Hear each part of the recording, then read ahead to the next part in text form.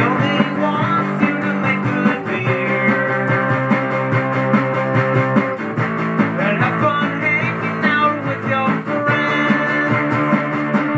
Here's Dono.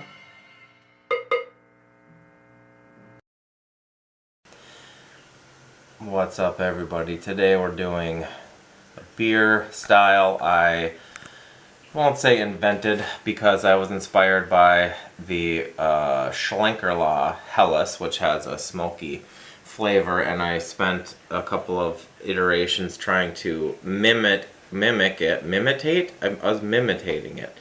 Anyway, I landed on 3 pounds of Rauch malt for being a good amount to give it some smoke character, but not so much that people that don't like smoked beers wouldn't like it. Anyway, I also have this. So this is a Kveik dried packet. There's at least 3 different kinds of these now. Chip gave me this one to play with. We could talk about it more at the tasting time, but that's cool. And another unique thing about this particular one is it has extremely wide temperature range. It says 46 to 100 Fahrenheit. Is that 8 to 38 Celsius? So basically, my smoked Helles is basically my Helles minus 3 pounds of the pills, subbed in 3 pounds of the Rauch malt.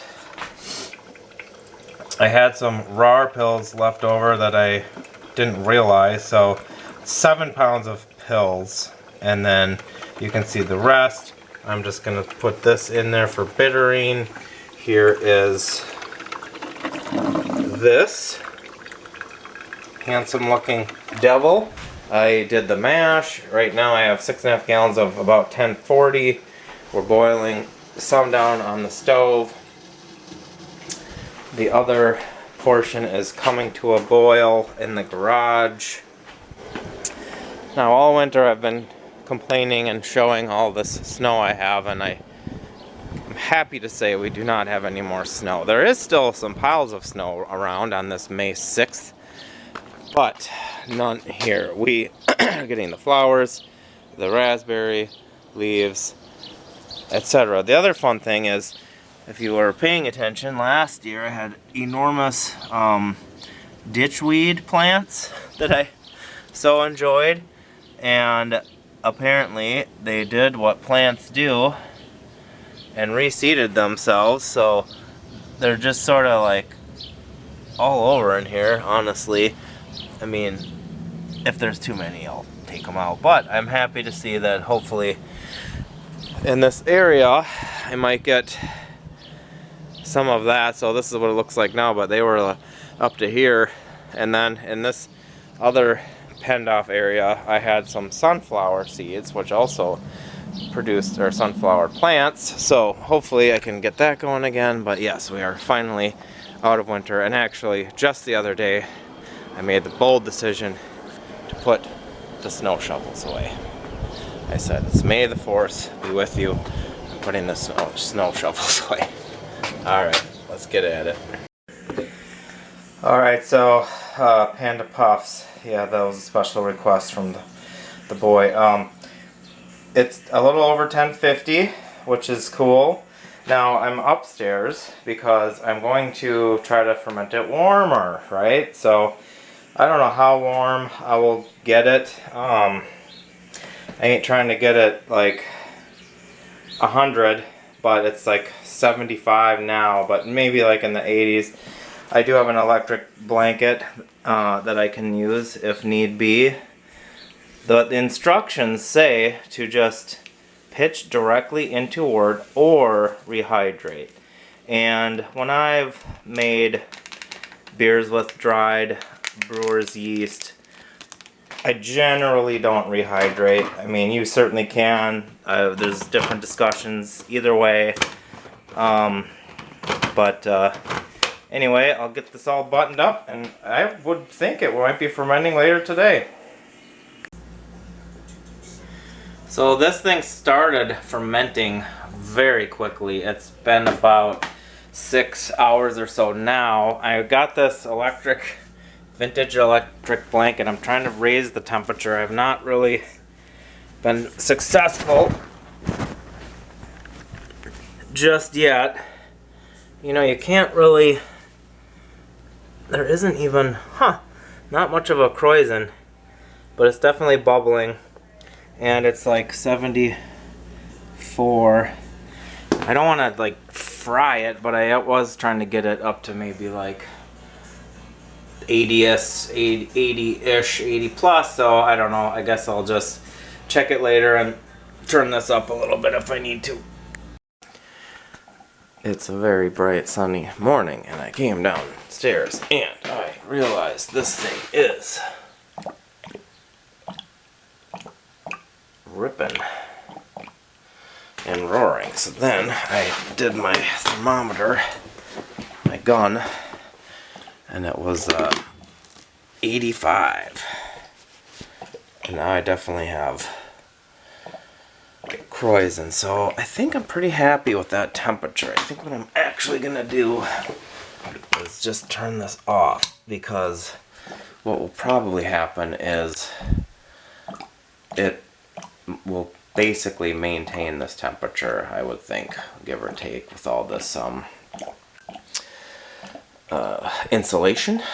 And I can throw this other shirt over there too, but yeah, it's going pretty good now. I don't usually do all of these fermentation updates, but for this particular Kveik strain, I thought it would be interesting. So here we are on the second day after brewing, so it has not quite been 48 hours and since pitching, and it is slowing down. And I took the temperature a couple of times, and it's 81. I think the last video I said it was up to 85. It actually got up to 88. That was the peak temperature. It climbed to 88 after I shut that off. So it already was 85, and then it increased its own temperature, probably from the fermentation. I have not thought about taking a gravity reading, but I bet it's pretty much done now. And so basically, I mean, it's just, I'm just going to leave it and it'll get fully done and be ready to keg it. So you're about to see the tasting notes video that Chip and I did, but after we did it, he started asking me if I knew about this Stalljen yeast or knew as much about it as he did, and it turns out I did not. I didn't actually even know the whole story. It's not really something that you can easily go out and get yourself, but this company is unique, and so I want to talk about it for a minute. It's this company called Kveik Yeastery. What does it got here? Kveik.com? They got that URL. I'll put a link in here, but a couple of Norwegian fellas, what they did is to help preserve these Norwegian Kveik traditions, they started this company.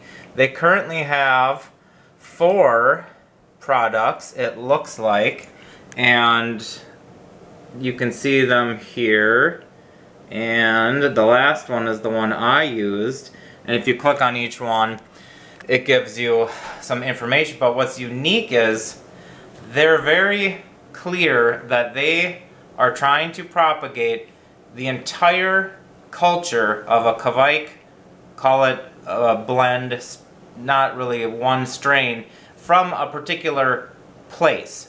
So, for example, the Stalljen comes from a particular, like this person's farm. You know, they named this guy, and Stalljen means stable, where now this old horse stable holds a private pub and brewery. Stig, S-T-I-G is the guy's name. So that's pretty cool. This company takes a thing like that, a traditional Kveik I'm calling it a blend, but whatever, you know, it's more than just one strain of yeast, one thing of bacteria. It's like this unique culture of a blend that's unique to that location, and they propagate it and they sell it. And so I don't know how you can get it. Chip got some to try, and some people at his company are trying them and they're looking into it, but I don't really know where you can get it. But I'll put this website in the show description. Otherwise, it is called Kveik Yeastery. So that would be pretty easy to Google, and you saw sort of what the page looks like, so you can get to the page. There's a link for distribution, I see, so you could go there and see what that gives you, and then there's a contact. But anyway, it's a little more unique than I thought, and so now to the tasting part. They gotta make those, right? Or the ones that you flip the monitor. Oh, I don't that's know. what I This have at is work. just a dumb point and shoot. I'm on my mark. Sure shot. Alright, so here we are. It's been in the keg a month. I did not use gelatin. It's, you know, a clear-ish. It's not crystal clear like it would be if it was a lager and you use gelatin, but it's got a little bit clear. And we were talking about this Stalljen yeast. Now, you saw in my footage, this sucker got as high. Well, it was going at 85, but in my notes, I put it got as high as 88. So momentarily, maybe after I turned off the electric blanket, but had it all wrapped up and it was ripping, like ripping, fermenting vigorously. It may have increased itself for a couple more degrees. But yeah, we're just trying to wonder, do we get a unique character from the Stalljen? I mean, I pushed it pretty warm, I think it said it goes up to 100 Fahrenheit, which is crazy. I did not do that. That is very warm. Yeah. But 88's pretty warm. We've already had it and discussed. I feel like it definitely has this, it's almost like this faintest impression of a Belgian-y kind of spicy yeast that you might get in like a potter's beer or a table beer, but not nearly as, it's not nearly as identifiable, I guess, relatable, because we all know a Belgian yeast versus this thing is kind of a Right. different beast, this Kveik. But yeah, I get, and I also get peach. Like I likened it to Brian Adams once upon a time did a smoked peach cobbler at a pig out, and this has that, like, those three elements: smoke, the peachy stone fruit, but also the grainy, the base of, you know, breadiness, and it's kind of cool. It's not overly spicy, it's not overly fruity, it's still kind of a drinkable lager. You could almost think the hops did it, but to your point, you said these would not be hops. Yeah, I that would do don't this. remember what I put in there, but it would have been minor. The thing about the Stalljen that they tell you is apple, ripe fruit, anise, clove. And that's very specific. It's very odd. And different too. Yeah. So, but, I mean, I'll be darned if because they suggest it in the finish, you can kind of get some of those, I mean, I guess, I don't want to say like necessarily anise and clove, but there's maybe, I mean, there's some kind of a character, I mean, I can herbal, see the- spicy. Considering that so often when you hear spicy in terms of beer, you're thinking clove or pepper, Right. saisons, Belgian beers. I guess it's in the wheelhouse. I thought Yeah. it's interesting you put it in this, and when you said that this is what you're brewing, I was like, all right, I guess go for it. Because in my mind, the first thing you would think is like stouts, or I'm going to put it in a dark mild, something that really supports the spice. But you know, a lot of those Oh. darker beers aren't really apple ripe fruit. But come then I forward, feel so like this is fun. depending on the malt you would Yeah. use, you would bury the sort of like when I made the India Black Lager to test this new hop. Like, it's hard to get the hop character. There's so many times when I've just made a 1050 blonde beer to test a hop, to Yeah. test a yeast, and I just didn't want to do that again. Plus, I'd been making all these lagers. I wanted a little bit of smoke character. I mean, I don't think the smoke character Yeah. works fine for what I want. Like this, if I could have made this with the lager yeast, it just would have been like straight up That's what smoked I'm saying. pellets. I think if you used a regular yeast this would have more smoke presence, but I think the smoke almost gets mingled in with these kind of spicy, because smoke can also carry a kind of spice or a kind of Right. ester, Phenolic. almost. That's phenolic. No, I feel like you almost found like a backdoor way to do like